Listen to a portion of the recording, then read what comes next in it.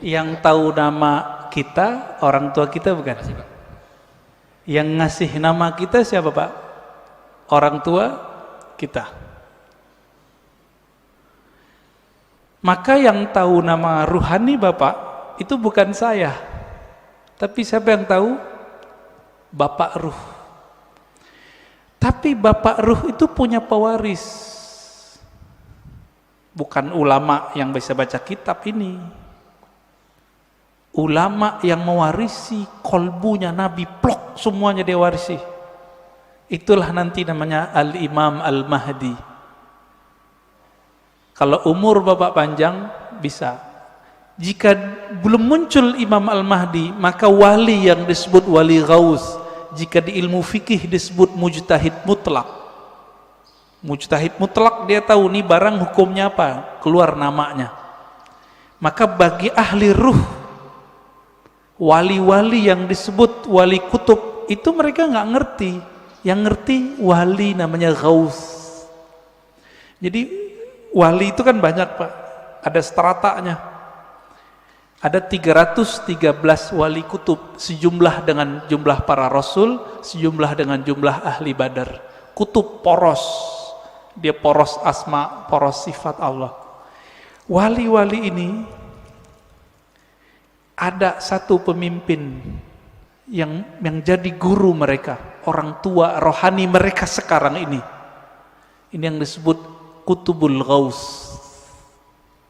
Dan itu cuma satu di dunia dan pasti keturunan Rasulullah.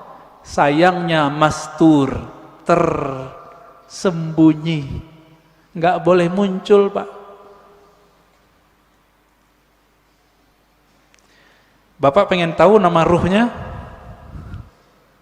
Harus punya koneksi sama Al-Ghaus ini, gitu.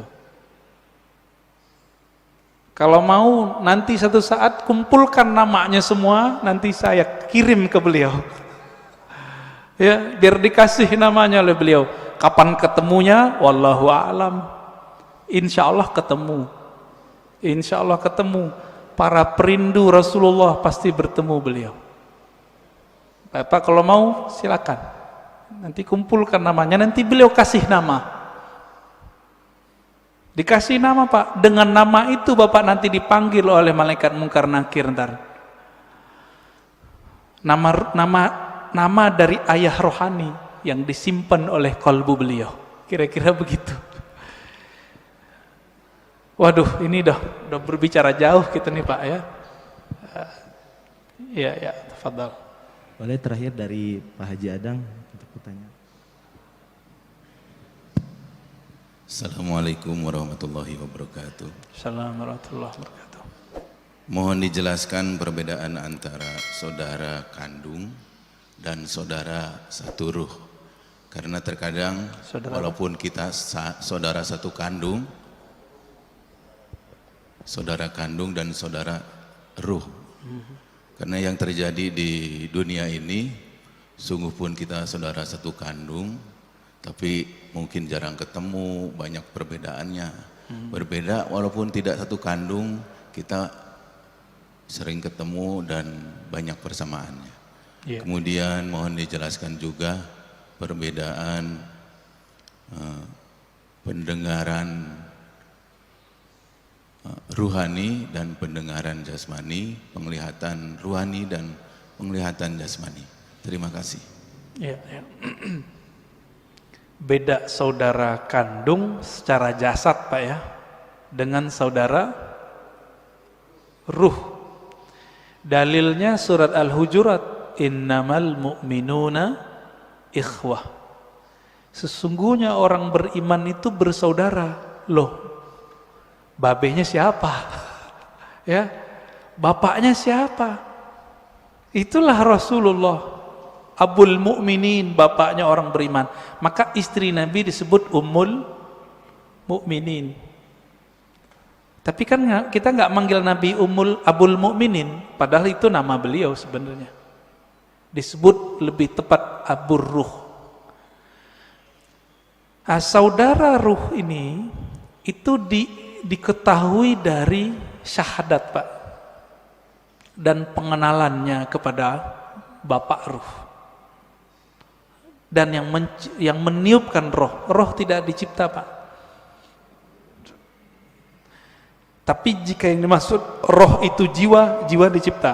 Jadi tergantung nih, kan ulama kita kadang menyebut roh tapi artinya nafs. Menyebut roh artinya kolbu, seperti Imam Ghazali.